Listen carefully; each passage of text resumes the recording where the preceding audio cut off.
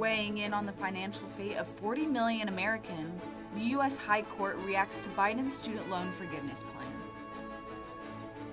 Another school district in Texas moves to a 4-day. How that affects students and teachers today.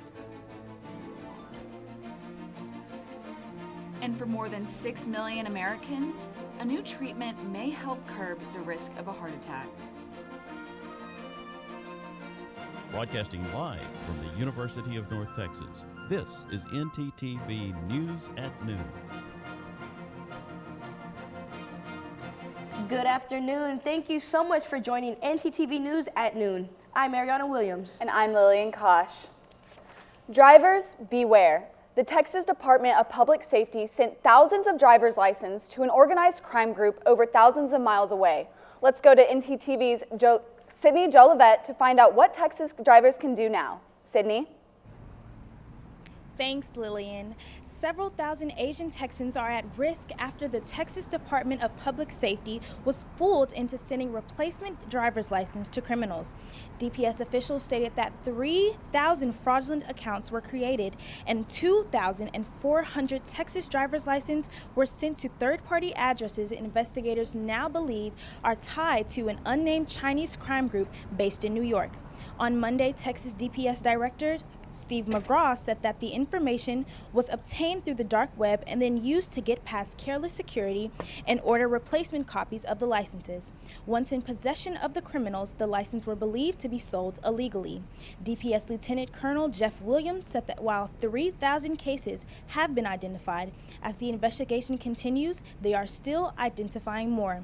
The discovery was made in December, but the Asian Texans whose information was compromised have not yet been notified. The reason for this? McGraw opted to conduct a thorough criminal investigation before notifying the affected.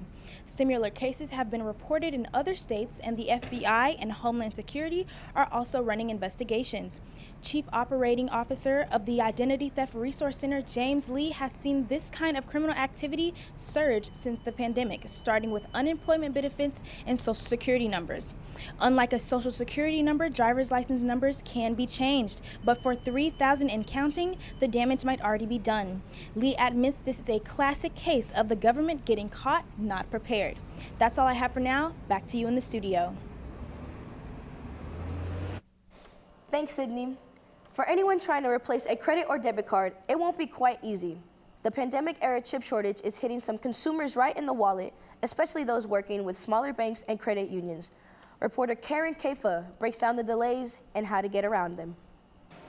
Hold on to your credit card. The global semiconductor shortage could make it more challenging to get a replacement as more cards include chips and industries like auto and tech compete for tight supply. Credit cards are further down the list, and furthermore, smaller credit card issuers are even further down the list. So that's where we're hearing about the longest delays, credit unions and community banks. The semiconductor shortage that started in 2020 has been exacerbated by increased demand and Russia's invasion of Ukraine, which reduced the country's output of neon, a key element in making chips. We're facing a shortage of neon, which means that the manufacturing of chips is far more difficult.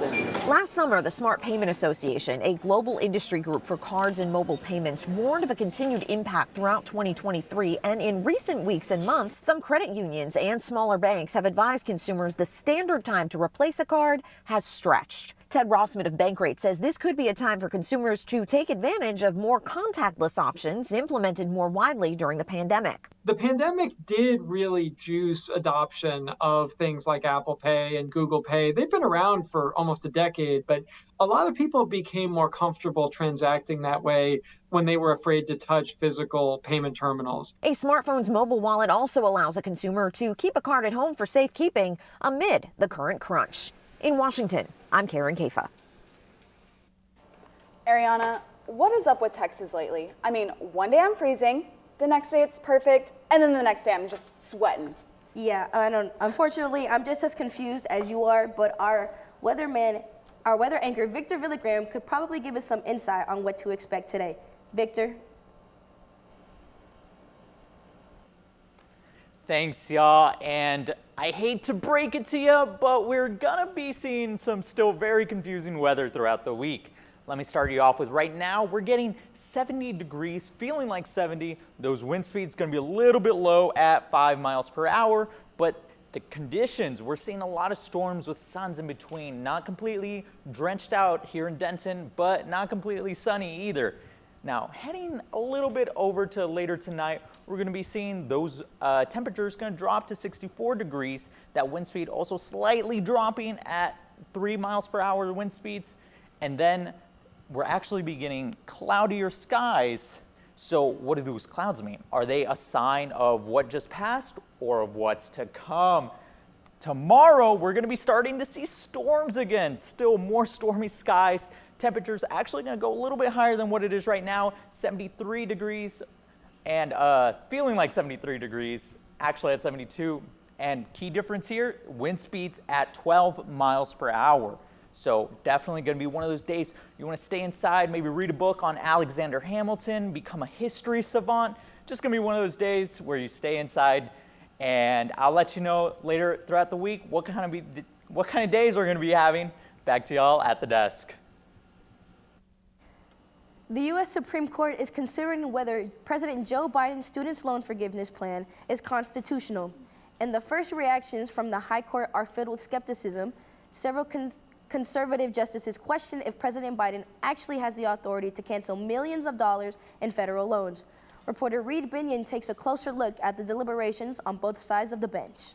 Today is a great day to cancel student debt. High stakes at the High Court as the Supreme Court hears arguments in two cases impacting millions of Americans. On Tuesday, justices considered whether President Biden's plan to erase student debt is constitutional. Some of the finest moments in the court's history were pushing back against presidential assertions of emergency power. Conservative justices also pointing to the price tag of the loan forgiveness program, an estimated $400 billion over time, according to the Congressional Budget Office, and questioning whether the program is fair. What I think they argue that is missing is cost to other persons in terms of fairness, for example, people who've paid their loans, people who don't have planned their lives around not seeking loans, and people who are not eligible for loans. Some liberal justices also weighing in on what may be fair. I'm wondering whether or not the same fairness issue would arise with respect to any federal benefit programs. One of the cases is a challenge from 6 GOP-led states wanting to block Biden's executive actions. The second involves 2 individual borrowers suing because they are not qualified for full debt relief. The Biden administration argued Congress gave it the power to forgive student loans because of financial hardships Americans face due to a national emergency, the COVID pandemic. An estimated 40 million people qualify for the program, which can forgive up to $20,000 per borrower. I'm Reed Binion reporting. While the loan forgiveness plan is under the microscope, all loan payments are under a federal freeze. The Biden administration says payments will resume no later than August. However, payments could resume earlier if the Supreme Court releases a ruling before then. Across Washington, Congress is taking aim at the Chinese-owned social media app TikTok.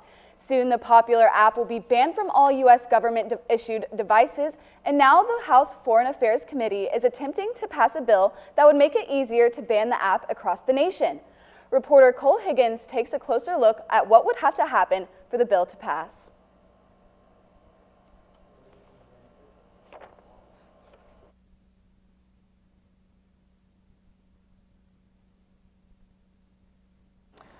Over the weekend, 7 tornadoes touched down in Oklahoma and left Norman with a survival story like any other. And a South Texas school district becomes the largest to move to a 4-day school week. We have the story today.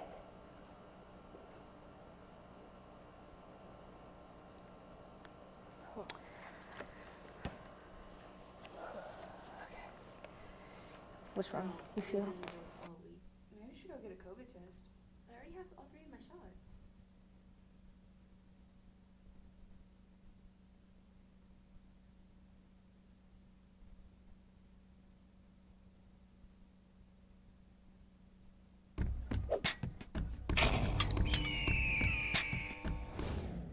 What does Talons do?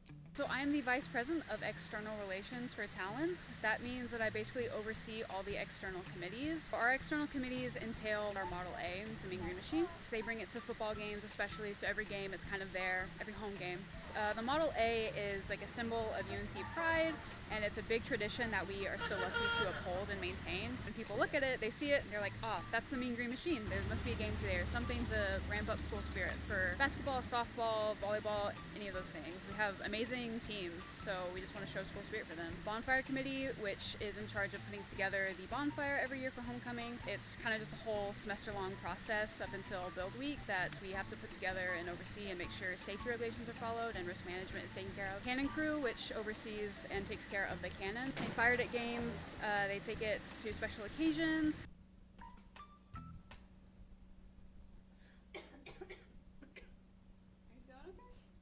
No, I've been feeling gross all week. Maybe we should go get a COVID test. I already have all 3 of my shots. Yeah, but you can still get it. I mean, maybe we should go get one just in case. Yeah, you're right. We have that party and all that. Yeah. Why do we even get tested here? Let me check. You can find free COVID testing sites at the University Union, room 381 on weekdays, 8 a.m. to 7 p.m., and on weekends, 1 p.m. to 7 p.m., and at Chestnut Hall, room 120 from 8:30 a.m. to 4 p.m. You have to show the QR code given to you when you arrive for an appointment. Tests take no longer than 10 minutes to complete. Results will be sent through text or email within the next 48 hours. I got a negative COVID test. Me too. Oh my god, let's go to the party. Yes. Let's go.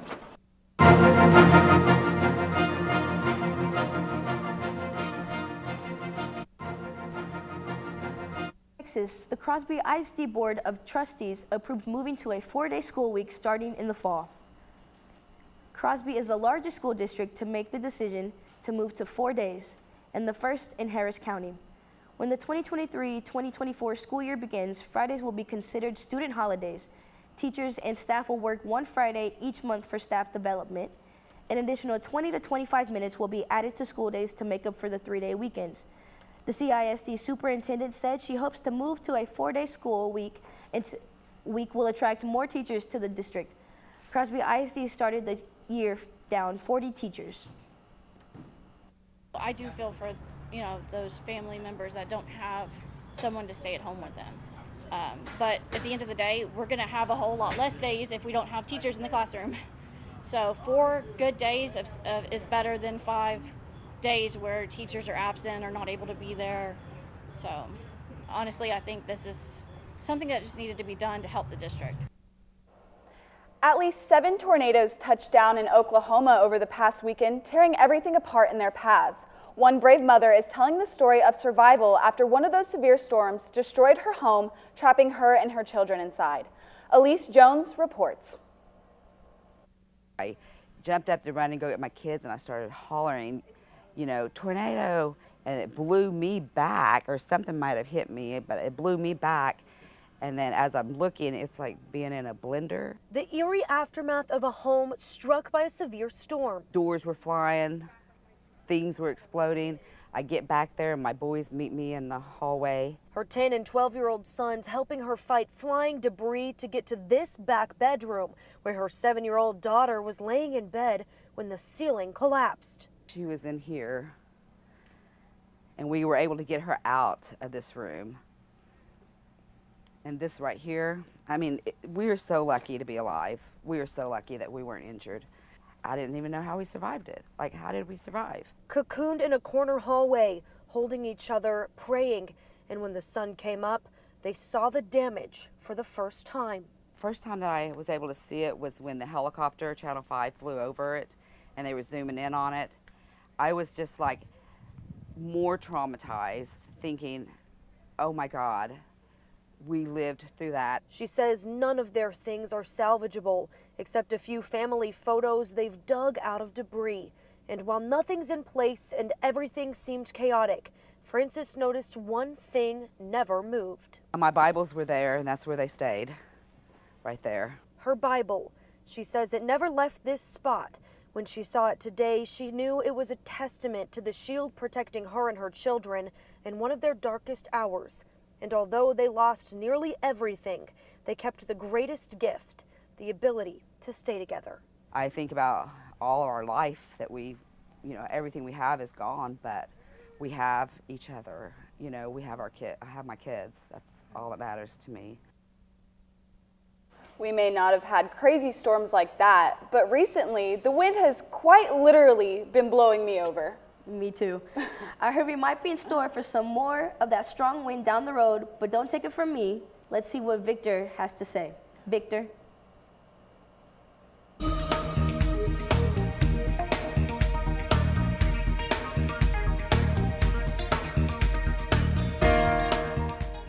Thanks, y'all. I'll be showing y'all what those wind speeds are going to be affecting our conditions later on in our 7-day forecast. But right now, let's look at our neighbors here in North Texas. We're going to be seeing, generally speaking, we have a lot of just low 70s, high 60s here. Bowie is feeling a little bit special today. It's at 63 degrees. Very, very regular temperatures here in North Texas. So let's take a wider look at all of Texas, as well as Louisiana and Oklahoma. We're going to be seeing that those temperatures are going to change a little bit. Let's start up north here. Oklahoma City's at 59 degrees. Amarillo's 49 degrees, a whole 10-degree drop. Definitely colder up there. Then El Paso is actually looking pretty similar to Denton, just at 67 degrees. So, hey El Paso, how you feeling? And then let's take a look at down south, Austin and Houston, as well as Shreveport. All of them very warm, a lot warmer than us. 78, 81, 79. Definitely feeling the heat over there.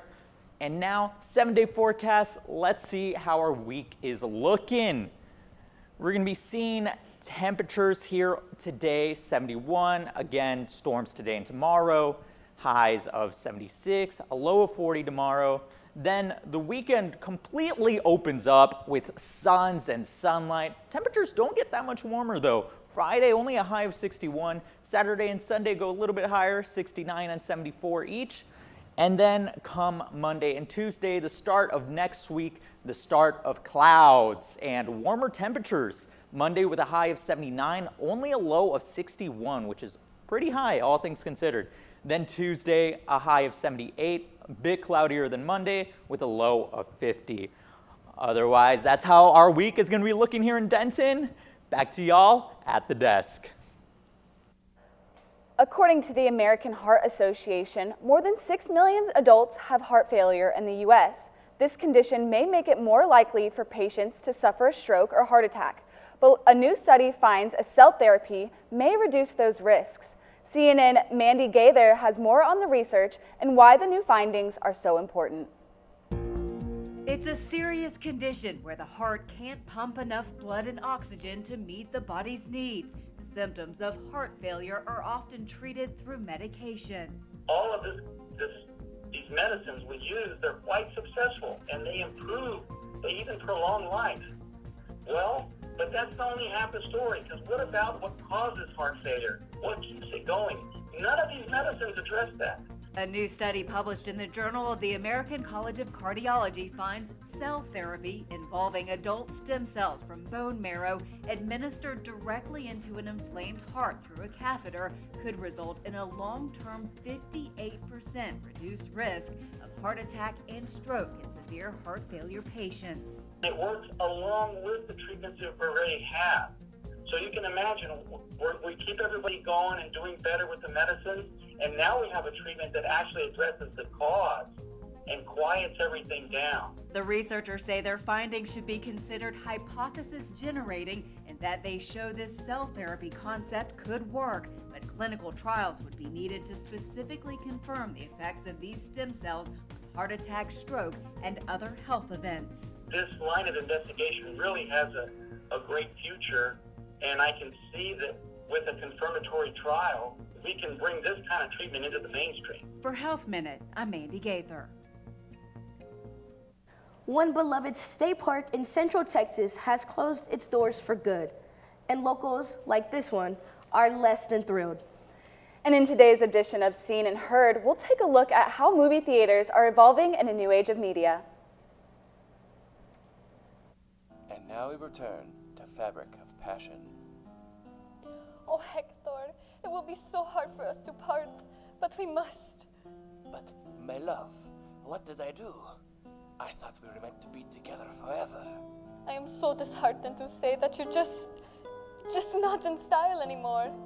But you will be, to someone else, in a better place. You're gonna shred me? No. I'm donating you to one of the many clothing donation boxes available on campus. There is one in the Union by the Syndicate and one on Union Circle Drive. Oh, well, why didn't you just say so? I'm gonna be someone's new shirt. I thought you'd be more distressed. Oh, absolutely not. It was cramped in your closet anyways. Maybe you would like to be shredded after all.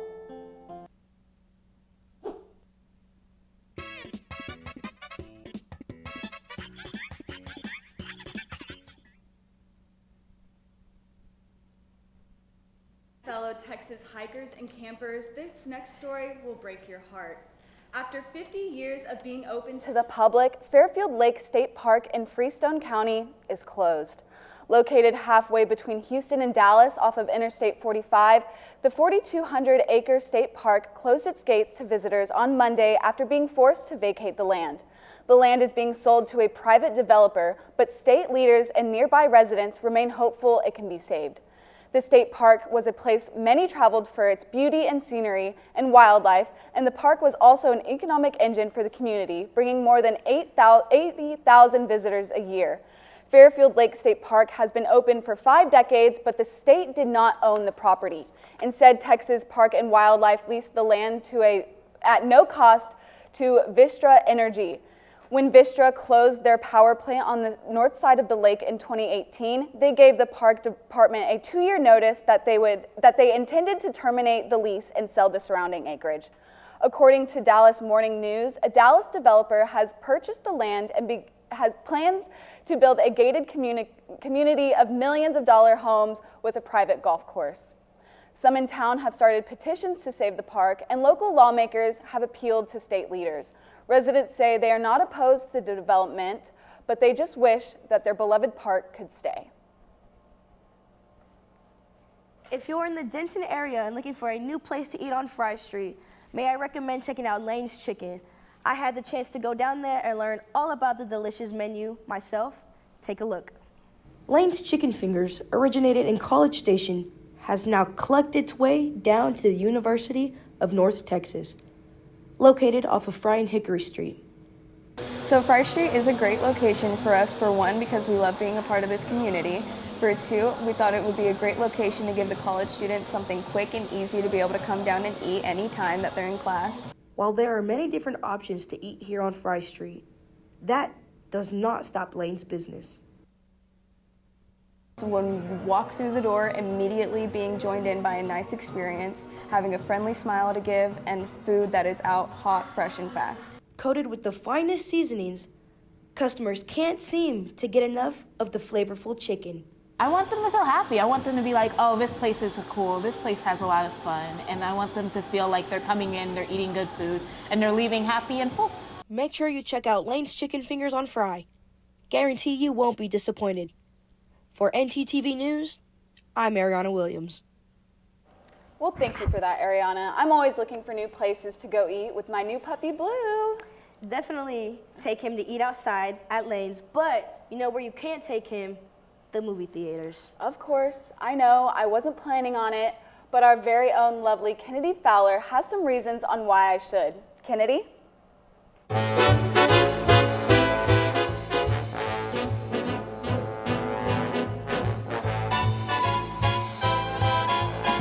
Thank you, Lillian and Ariana. I would love to take my dog to the movies, and there just might be an opportunity with the changes in movie theaters across the country. Have you ever noticed a change in your experience with your local movie theater? The food concession stand has more items on the menu. The seats were bigger and more comfortable than before. Then you're not just imagining things. The movie theater industry has made a major shift in how they cater to moviegoers. It's no surprise that the pandemic has put many businesses and industries on hold, the movie theater industry being one of them. Some theaters were forced to make changes to their service.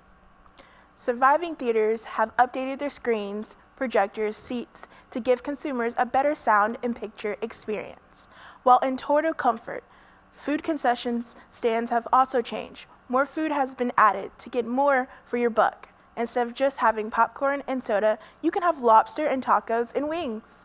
The local and big chain theaters have done social promotions like pajamas and popcorn to entice people to go to the movies and have fun. Make sure to check out your local theater to see what they have in store for you. That's all we have on today's edition of Seen and Heard. I'm Kennedy Fowler, and back to you guys at the desk. Thanks, Kennedy. Apparently, movie theaters aren't the only business adapting to changing consumer habits. That's right, elliptical machines and treadmills are not getting much love in the gym these days, and strength and weight training has taken the post-pandemic exercise world by storm. According to ClassPass, a subscription-based fitness app, there was a 94% increase in the strength training classes last year. So why all the fuss? Well, the health benefits of strength training, the growth of high-intensity gyms focused on CrossFit, and an increase in women brushing off the stereotypes that bodybuilder physiques aren't only for men have all led to a changing gym environment. This high demand has helped gyms recover from the pandemic era blow, so much so that some are even reducing cardio space to make room for functional training like bench press, machines, squat racks, or dumbbells. Speaking of cardio and exercise, how often do you think athletes work out? I would say like 2 to 3 times a day. Right, okay, well, I bet our sports anchor Mark Barrera knows the answer to that question. Mark? Thanks, guys. Well, I actually woke up at 5:30 in the morning today to work out, so I can only imagine how often the athletes actually compete and work out. And speaking of competing, we're going to take a look at the highly competitive Western Conference and see how our Dallas Mavericks are doing with the playoffs right around the corner. Also, opening day is only 29 days away, and the Texas Rangers spring training is in full swing. On top of that, it is officially March 1st, which means the UNT Mean Green men's basketball team is gearing up to make a strong push in the CUSA tournament and possibly even the NCAA tournament. All that and more when we come back.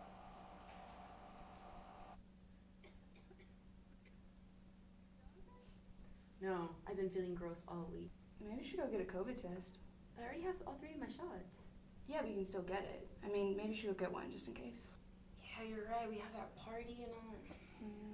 Why do we even get tested here? Let me check. You can find free COVID testing sites at the University Union, room 381 on weekdays, 8 a.m. to 7 p.m., and on weekends, 1 p.m. to 7 p.m., and at Chestnut Hall, room 120 from 8:30 a.m. to 4 p.m.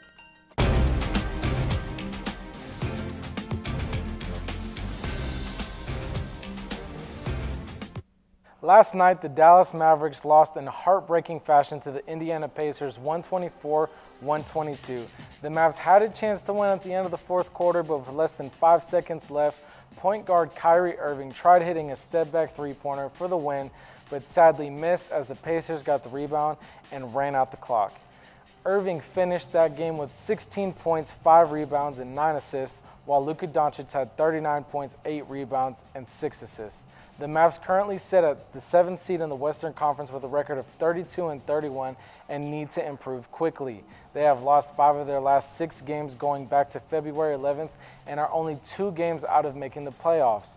On a positive note, though, the losses have been close, with all of them being within 9 points or less, so hopefully Luka, Kyrie, and the rest of the Mavs start gelling at the right time.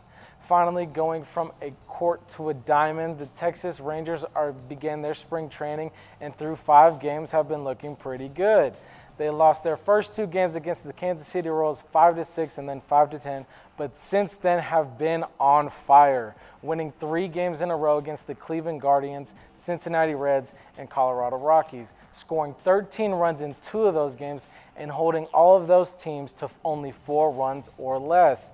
The Rangers played 2 games today against the LA Dodgers and the San Diego Padres, both being very talented and successful these past few years, which should give the Rangers some well-needed practice before opening day at the end of this month against the World Series runner-up Philadelphia Phillies. And now Finally, and now it is officially March, which means March Madness is upon us. With that being said, our very own UNT men's basketball team are about to make their final push of the regular season with only 2 games left against Middle Tennessee and Western Kentucky. The UNT Mean Green currently are sitting at 2nd place in Conference USA with an overall record of 23-6 and a conference record of 14-4. The Mean Green are looking forward to March 8th, which is when the CUSA tournament begins, and how these guys will be looking to punch their ticket into the NCAA tournament, which, as you all remember, just 2 years ago, when our Mean Green took down the 4th-seeded Purdue Boilermakers and won in an upset 78-69. UNT's first and so far their only NCAA tournament win in their history. Let the madness commence, and back to y'all at the desk. Wednesday is National Pig Day in the United States, a pig holiday in parts of the Midwest. All kinds of events are being held at zoos, schools, and even sports venues. Believe it or not, some people even organize pig parties and parades.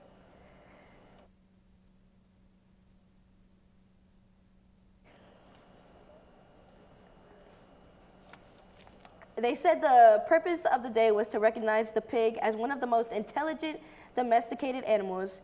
Some fun facts about pigs: they're curious, playful, love belly rubs, and are actually pretty clean. Unfortunately, some people observe National Pig Day by eating pork products, something pig lovers would probably not recommend. Okay, but it may just be me, but if I'm celebrating a pig, I'm gonna eat some bacon. And canceled. Hey, I may be canceled, but I love my bacon. All right, well, thanks so much for watching ntTV News at noon. Join us again tonight at 6 and tomorrow at noon. We're here on ntTV.